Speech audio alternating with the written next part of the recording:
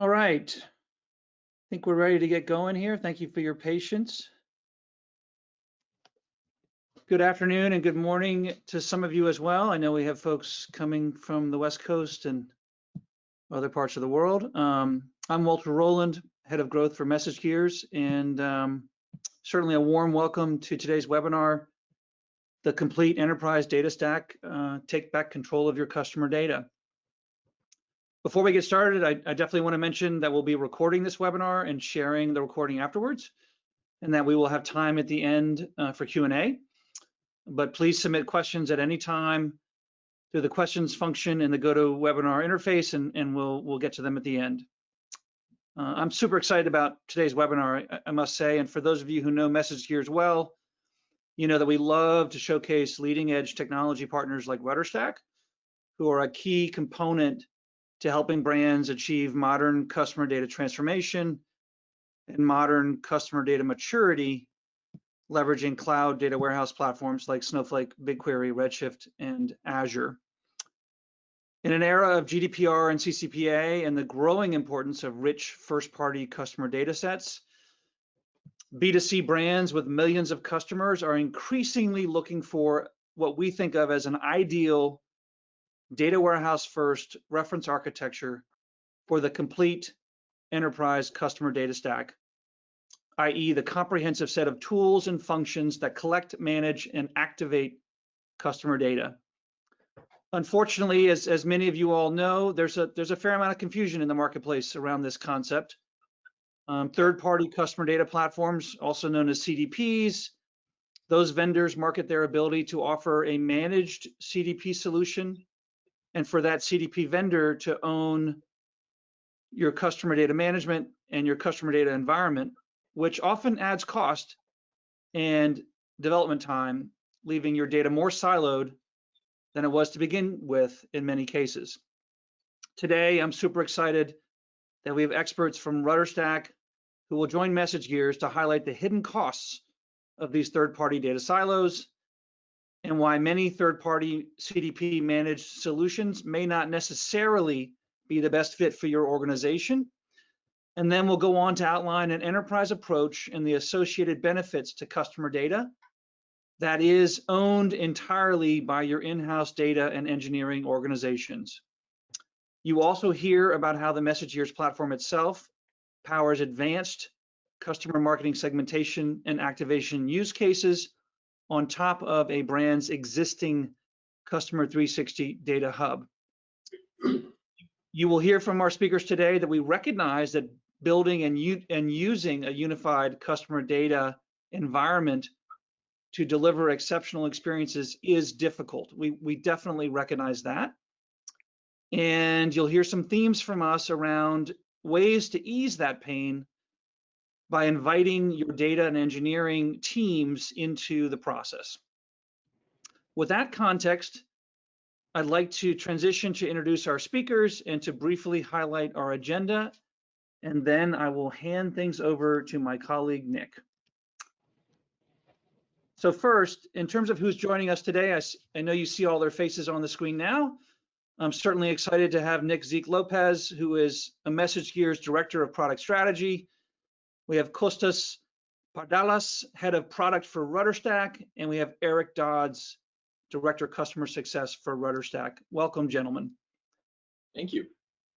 Thank you. Thanks, great to be here. Yeah, great to have all your faces. Again, thank you in these crazy times. So here's the agenda. We will try to keep this to around 35 minutes to 40 minutes. We will have questions at the end. But in essence, we're gonna define what we mean by customer data. We're gonna talk about some of the challenges. We're gonna give you a framework for solutions, and we're gonna give you an approach to how to get there. So with that context, I'm thrilled to hand over to Nick, and I'm looking forward to listening into this. Thank you, guys. Awesome. Thank you very much, Walter. To start off with, in our discussion today, I think it's important to really tee up. We're going to talk about customer data a lot, and we're going to keep using this term, keep coming back to this term. I'm going to start off with a question for Kostas here. What do we mean when we talk about customer data? What is customer data? Yeah, that's a great question, Nick. So let me start, but first of all, saying that there are like two definitions of customer data that we're going to give today. And I think it's going to be quite important for the discussion we have. One is like the technical definition, and the other is like the business definition of what customer data is. And let's start with the technical definition, which is also the probably the easiest to come up with, to be honest. So customer data is every interaction that a customer has with our digital assets, right?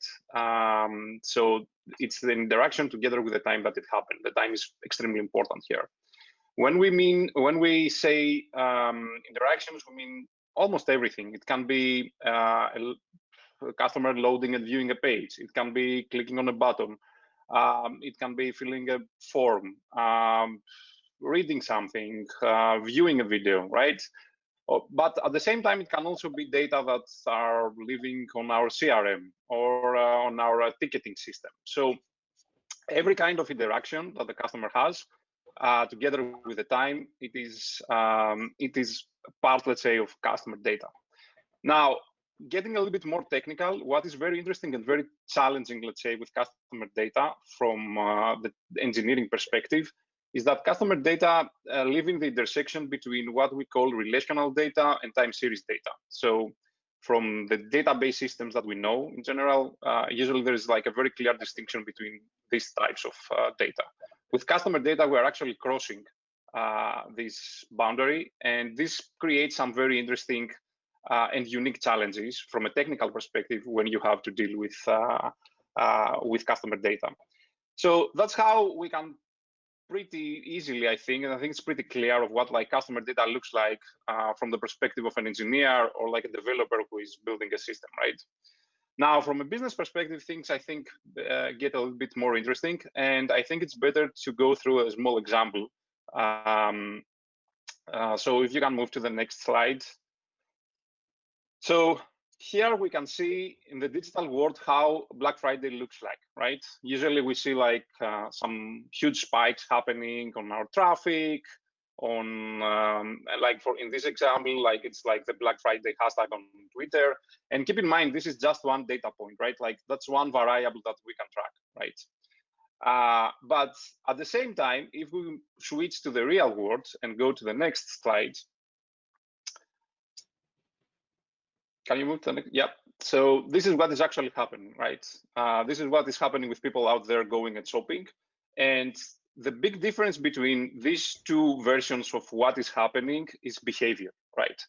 For us humans, it's very clear. I mean, when we see this picture, we can very, very fast understand and identify behaviors that our customers have. And this is what is extremely important for our business in order to serve better our customers, right? So the big problem that we have when we're comparing what traditionally is happening like in the real world and is happening like in the digital world is that this kind of behavior that we are used when we are building businesses, it's very difficult to capture in the digital world because the digital world is much more abstracted, right? And also insulates a lot like the behavior that the customers have from our brand. So from a business perspective, what we are trying to do with customer data, actually, I think the best definition for customer data from a business perspective is like a customer behavior breadcrumbs. It's like small pieces of behavior that we can stitch together to understand better and define better the behavior that our customer have and get closer to what happens in the real world. And as we can understand, that's like huge for every company, right? Like we would like to be able to do the things that we are doing in the real world, understand our customers, make the right decisions, build the right products, build the right processes inside our company. And that's why we understand that like how crucial and how important customer data at the end are for every part of the organization and not just like the marketing teams out there. So yeah, that's how I would define customer data. And yeah, we will get back to this definition, I think, more as we progress in the presentation. Yeah, I mean, customer data is in some ways the new oil for organizations. And Costas and I see that every day at RudderStack. We know MessageGears team sees the same thing. But anyone who's actually tried to drive value inside of a company with customer data, especially when you think about sort of cross-channel touch points, communication strategies, knows that The idea of customer data providing value is very attractive, but it's just extremely difficult to actually achieve driving that value sort of across teams and across platforms. Nick, you see this every day in situations where you're helping customers. Could you help us understand, everyone agrees with the idea, why is it so hard in practical reality to actually bring value from the data? Absolutely. Like you mentioned, we do see this every day at MessageGears, and it's a way that so many organizations end up getting it wrong. When we have here in the slide, every organization has some amount of data that they own and control, but they typically have to make a copy of that to send to a remote ESP or some messaging vendor that sits outside of their environment. So they're essentially creating a copy of data there that they send messages from, and a lot of times they'll integrate with these customer data platforms, these CDPs that are also copying data because they're taking a lot of those interactions. So in this example here, you've got a CDP that is probably sending on your third-party activation channels. You've got your ESP. They both have copies of the data that are anywhere from hours to days old, and not only that, you're paying to copy them into those systems. And so what happens is that around your organization, you have multiple copies of data, and no one knows where the true source of record is, or the true source of record. In certain organizations, certain people will believe some and not others, and it really cripples your marketing. What ends up happening then is your customer data, this thing that we just all agreed is the most important part of business, is everywhere, it's distributed, and it's hard to trust. So as far as the problem that goes, that's straightforward. I'm going to turn it back around to you and say, what is the solution? What is if we were able to fix this, what would it look like? Sure. This is something that we're extremely passionate about at RudderStack. And I would say that part of our mission is to help companies break down data silos. And the exciting thing about the time that we live in is that the data warehouse is becoming more and more advanced as the years go by. So Snowflake's recent IPO is validation from the market that the warehouse is becoming really the centerpiece of the customer data stack, as we would call it. And at RudderStack, what we've done is we've looked at the market trends towards collected data, unified data, and really try to understand what's the best way to accomplish that. We believe that it's the warehouse. And so we've built what we call a warehouse-first customer data infrastructure. That means that we allow you to collect data from any source and route it to your data warehouse, but even more importantly, turn your data warehouse into a source for the system as well. So beyond your warehouse just being a destination, it actually can become a source that feeds your other tools as well. This is important for a couple of different reasons. Number one, some of the most rich data lives in your data warehouse, not in third-party tools. One really good example of this is transactional data. You don't necessarily share that out with third-party tools, both because of privacy concerns, but also for technical concerns. A lot of that lives in your warehouse. So ultimately, the richest set of customer data that you have should come from your warehouse. And so the approach that companies are using in terms of unifying data and breaking down data silos is using the warehouse as the central hub, both as a destination and as a source. A lot of our customers at RudderStack describe this as far as the work that's being done on the warehouse used to be trapped in the warehouse and maybe some analytics or BI tools that are running on top of the warehouse for analysis. And the way of the future is actually federating the work that's done on the warehouse and making it available to all of the other tools in the customer data stack. And we're helping build those pieces of technology at RudderStack. So that's how we see the world in the future as far as the solution goes. Not choosing between which data lives in which system, but actually collecting everything and enriching it from the warehouse perspective and then syndicating that value out to the rest of the stack. Now, that is easy to say and sounds really exciting, but how do you actually do that?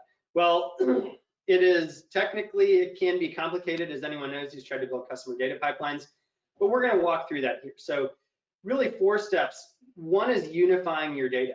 Now that sounds simple, but it's actually pretty difficult.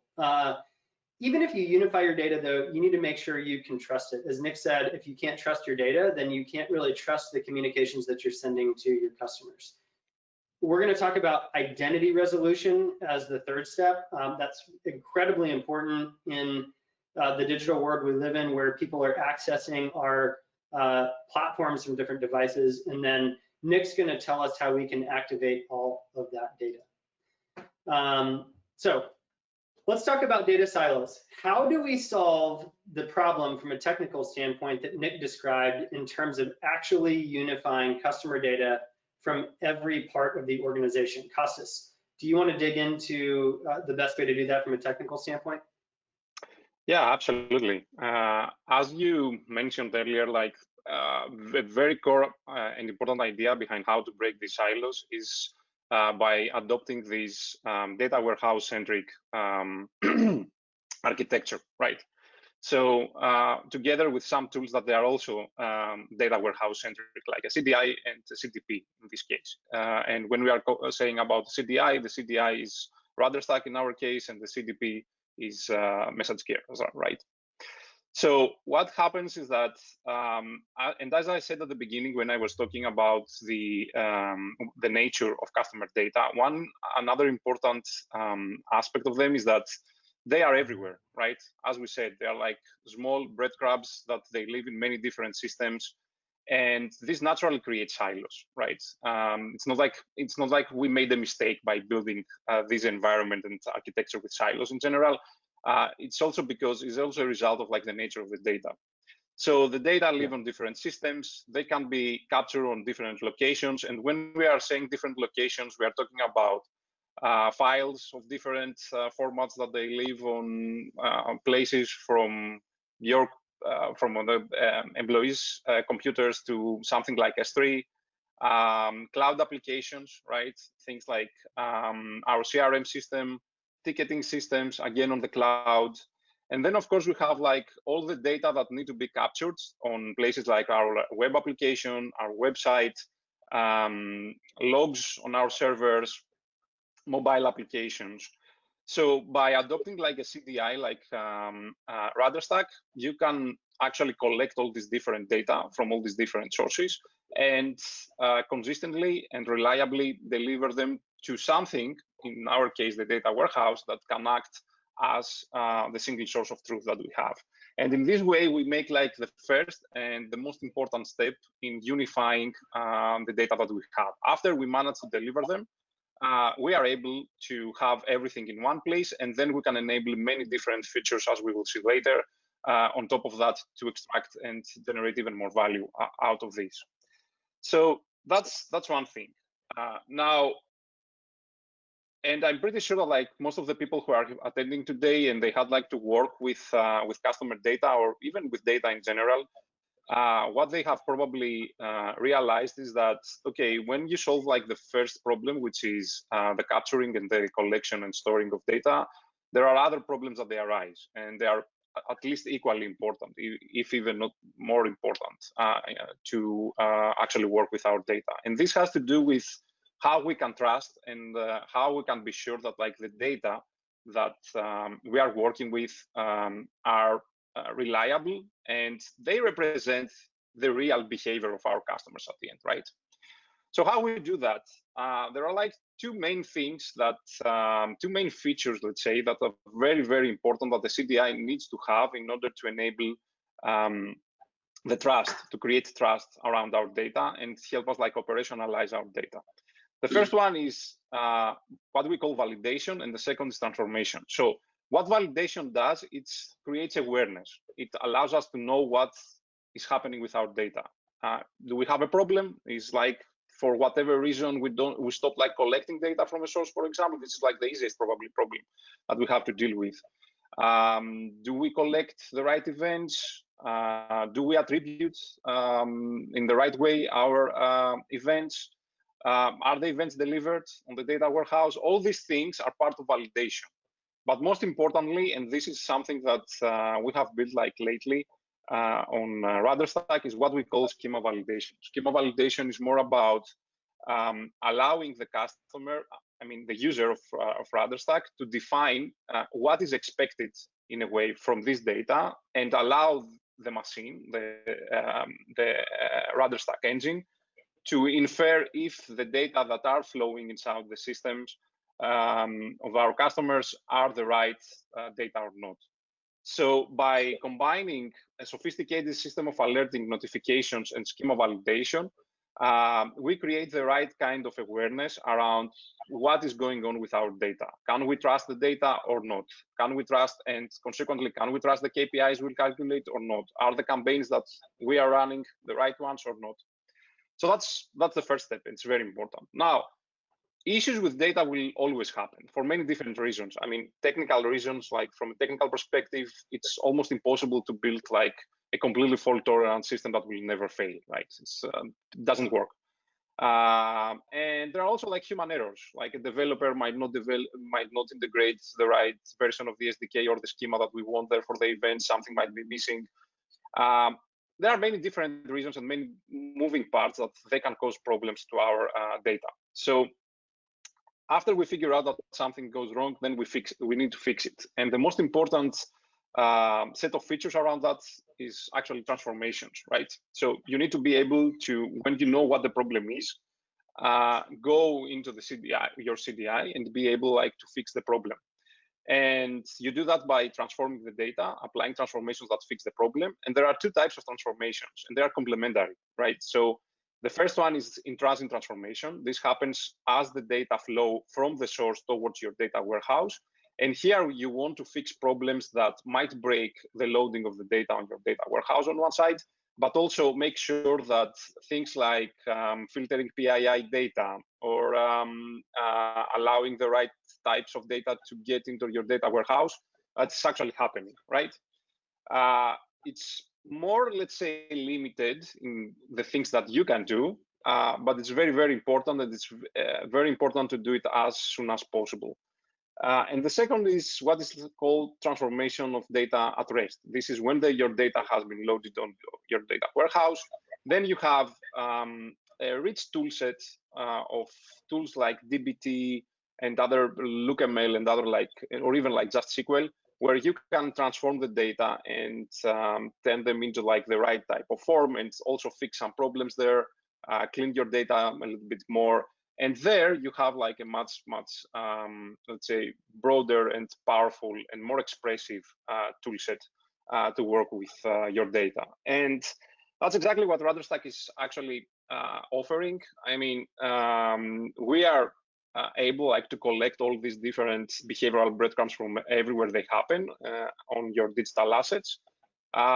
We have the right mechanisms there to make sure that, whenever something goes wrong, you will be notified and aware of what the problem is.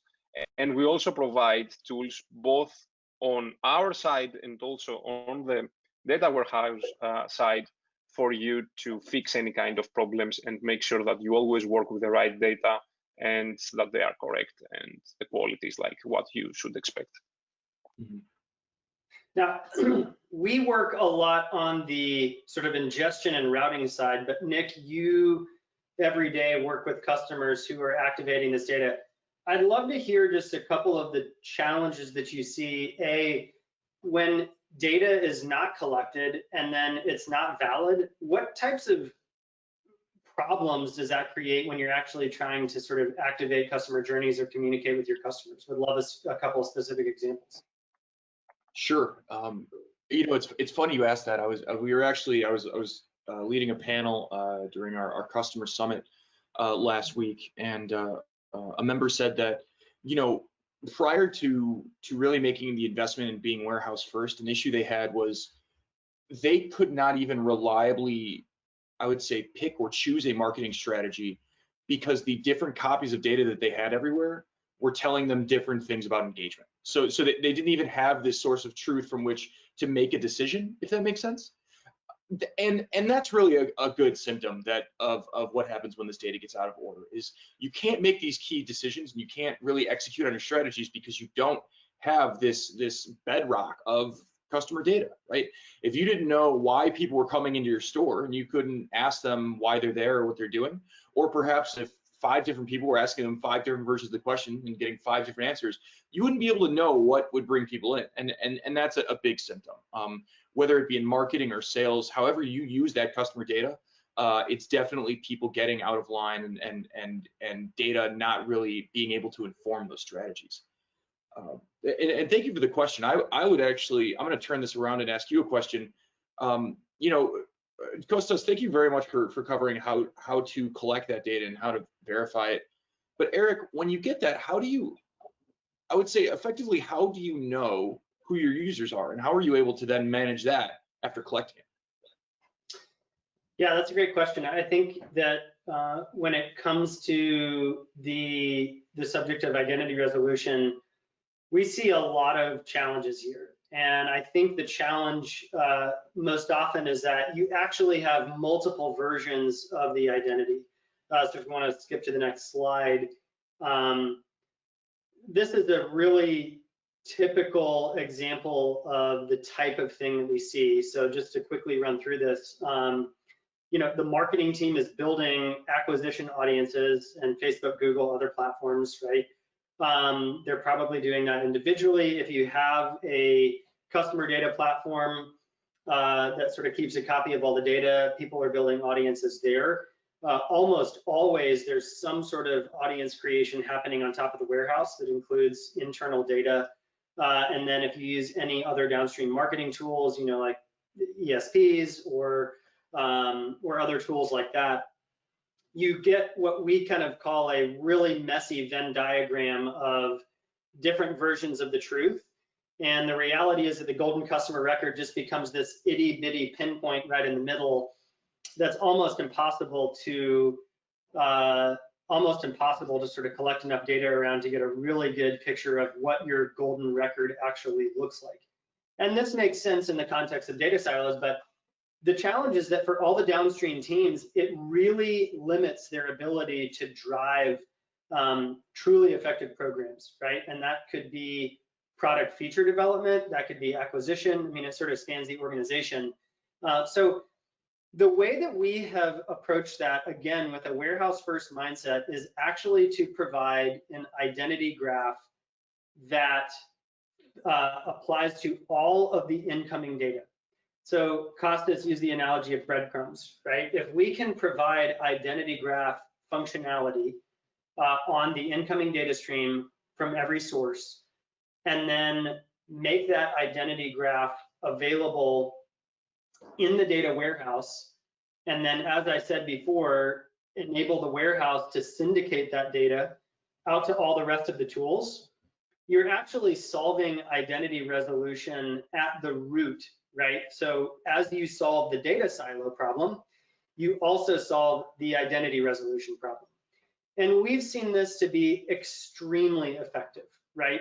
Instantly, if you have access to the richest source of your customer data, which is your warehouse, and you can build all sorts of interesting cohorts and then syndicate those out to all the other tools, it just creates a much, much more powerful, much more robust set of audiences and cohorts. So that's the way that we approach the problem. Again, warehouse first, and then essentially making the identity graph available on the incoming data stream, and then translating that into the warehouse to make it available to all the other tools.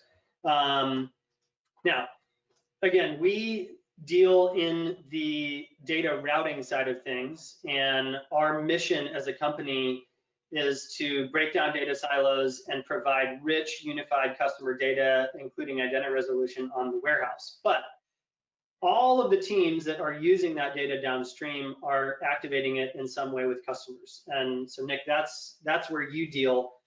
How do you actually put this data to work? Say we get unified data that you can trust with comprehensive identity resolution in the warehouse. What does that actually enable you to do once you have it there? Yeah, absolutely. This is where putting that data to work and effectively, you know, turning that investment around really pays off. So what we see our users and our customers are able to do is by then directly connecting to that data, you know, not just unifying for the sake of unifying, but unifying and you know, going warehouse first for the sake of sending better messages. So you're not sending data, you're not sending messages using old data. We've had people migrate onto our platform that couldn't get messages out in any less than 24 hours with their old vendor because they had to wait for the new data shipment. So you're sending messages with relevant data. Not only that, you're sending messages with all of the data that you have.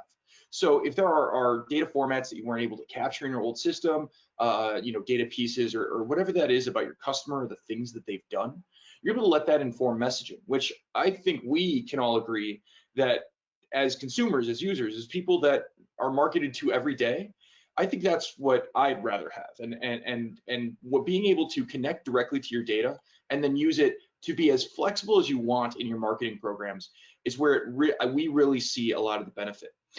This can happen in many ways. For many large enterprises, changing messaging vendors or the way that you send messages is akin to an act of Congress. That's why our segmentation platform allows to plug directly into the data. And while you may not want to change messaging vendors right away, you just want to use your data, we allow that to happen as well.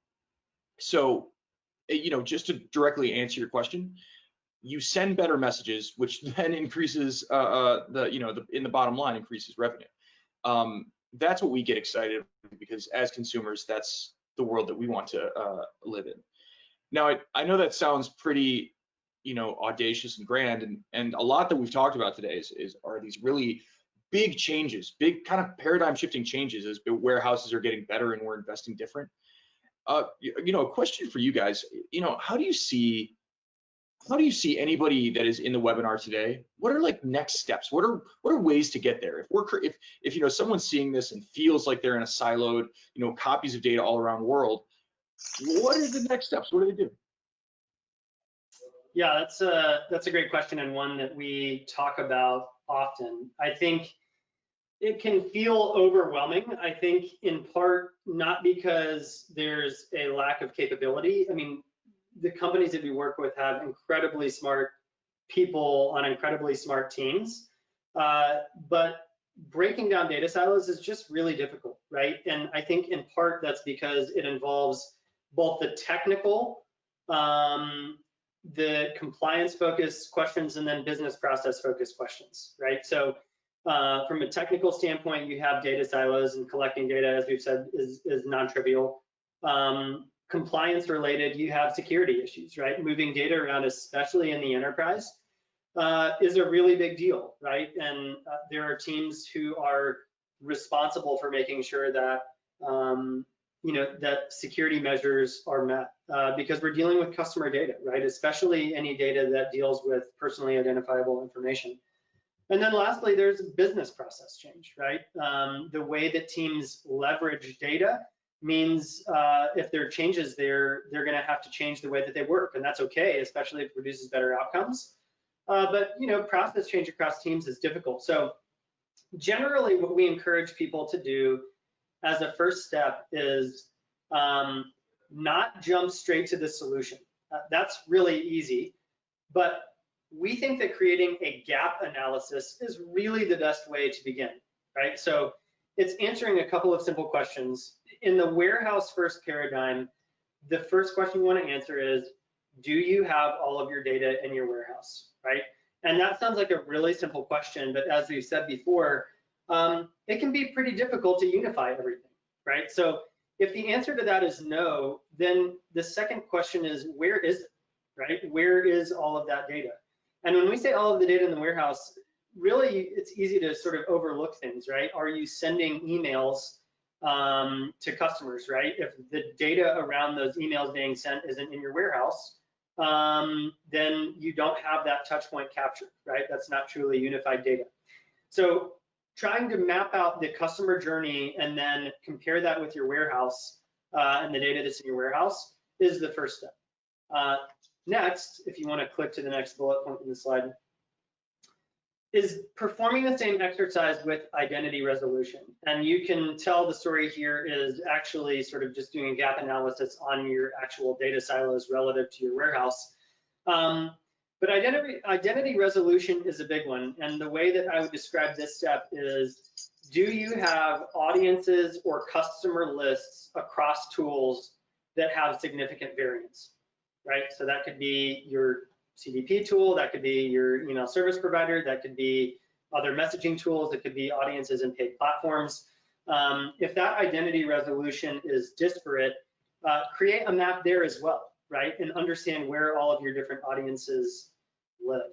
And then if you want to click to the third bullet point, you probably guessed that you answer the same question with activation, right? So not necessarily, activation looks like a lot of different things, right? It could be an in-app notification, it could be an email, but understanding where activation happens, if that's happening from siloed data or siloed identity resolution, will really help you get a handle on the gaps in terms of unifying everything.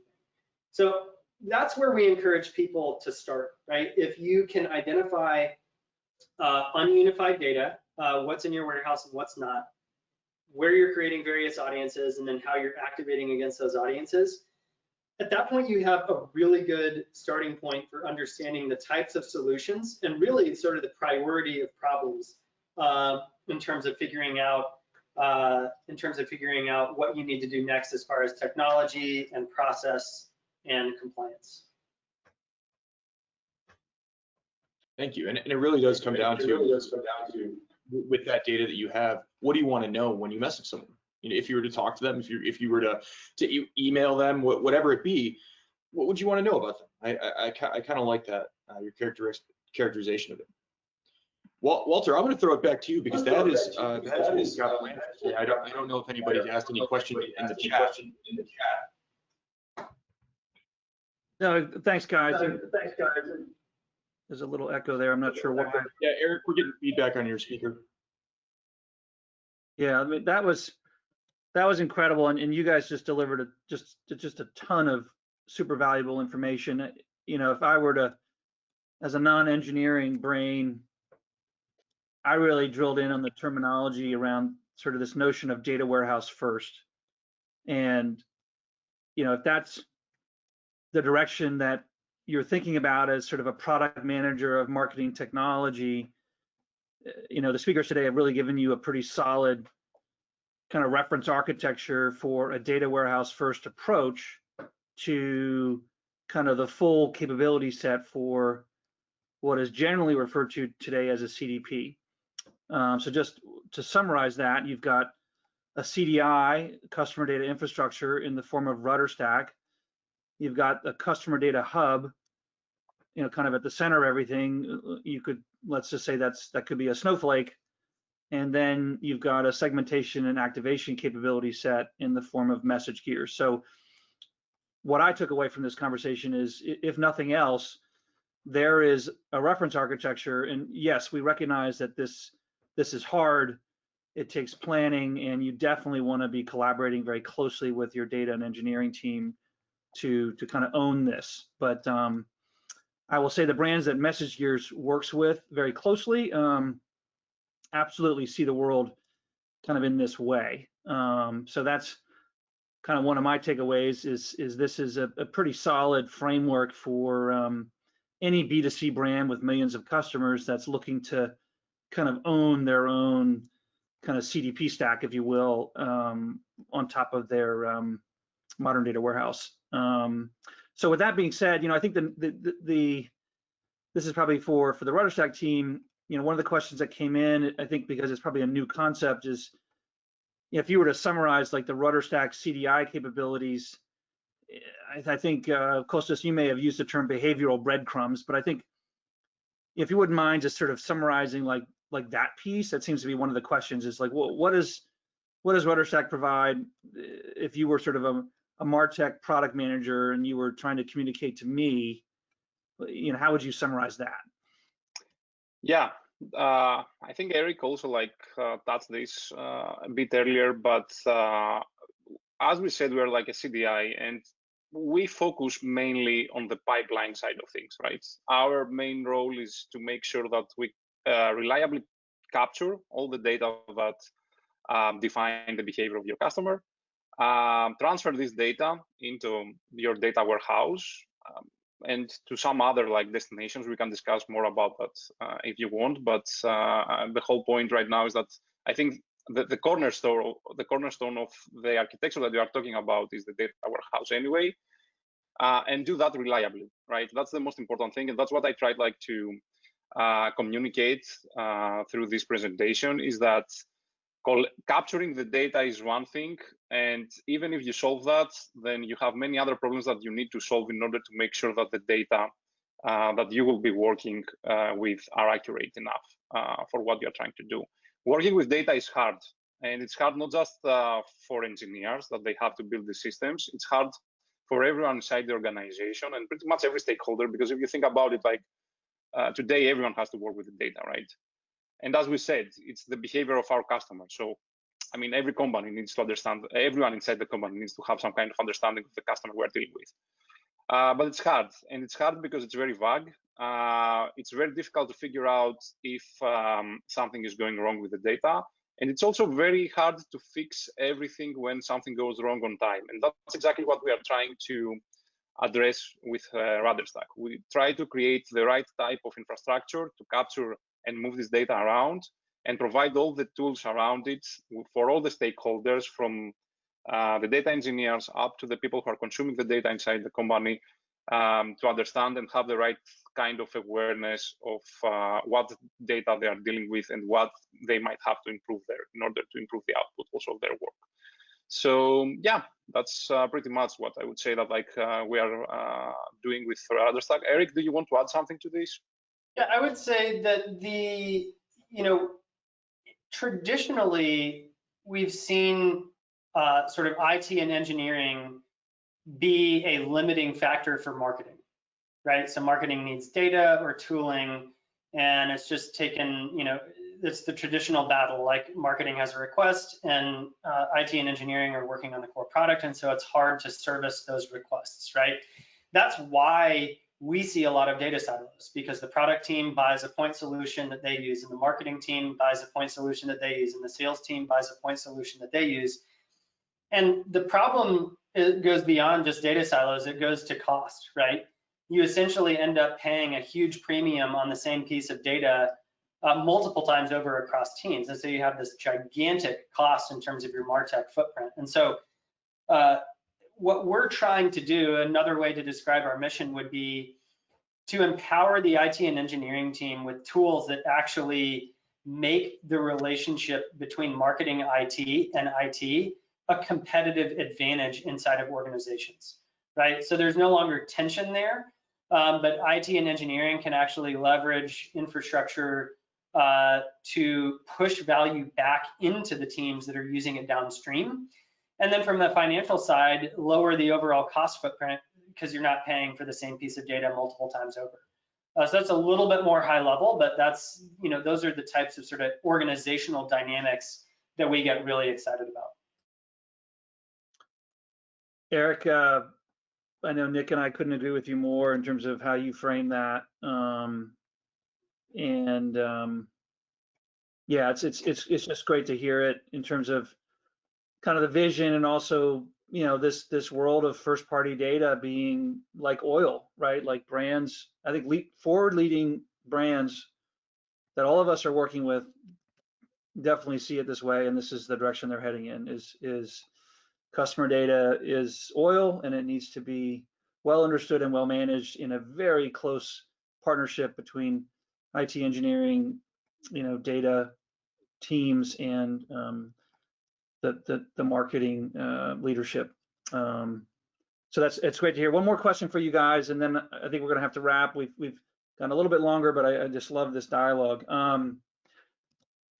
In terms of sort of advanced AI ML use cases, what are you guys seeing there? So in other words, you've got all this rich data in your data warehouse first, kind of modern data warehouse infrastructure.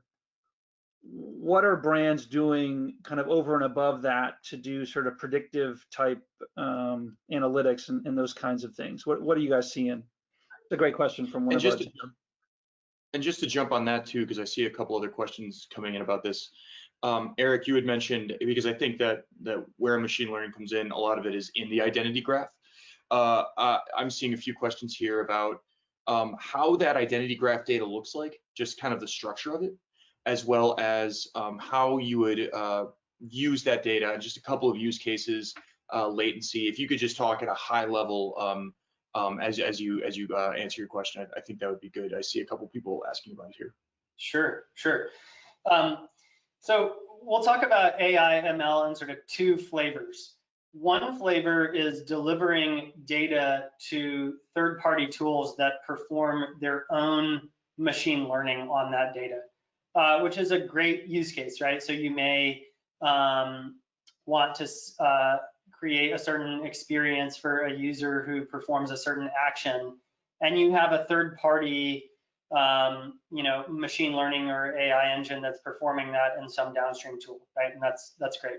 The other component that we see are actually internal AI ML use cases. Almost always those are powered by some sort of internal event streaming infrastructure like Kafka or Kinesis, and data scientists inside of these organizations are using those to build product recommendation models, personalization use cases, and other components that are really critical to the bottom line revenue inside of an organization. And both of those are valid. I mean, we see lots of companies doing both of those things. Third-party ML oftentimes just can't compete with the amount or quality of internal data that you have in your warehouse, which is why a lot of the internal AI ML use cases exist. We empower both of those by sending the event stream to third-party tools, but then also having orchestration tooling like Kafka and Kinesis as direct destinations.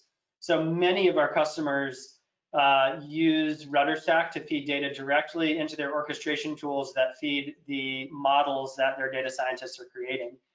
As far as the identity graph, that's a great question, because that's hugely important for things like personalization or product recommendations. The identity graph actually is something that I'll just briefly explain that we build and syndicate to the warehouse. So we evaluate incoming events, and we have technology that identifies users cross device. Now, one thing that's important is we don't persist any data in our platform. So one of our core values is not creating an additional data silo. But we can store information about who a user is in the SDK that you've deployed, and leverage that to use unique identifiers that essentially build an identity graph on top of your warehouse. Now that allows you to actually use that identity graph beyond just the use case of assigning certain behaviors to certain users that are coming in through RudderStack. You can, because it lives on your warehouse, you can leverage that identity graph in a number of different ways inside of your organization, which is, we've had several customers find that extremely useful. And inside MessageGears as well, being able to, remarket to people on the channels that they,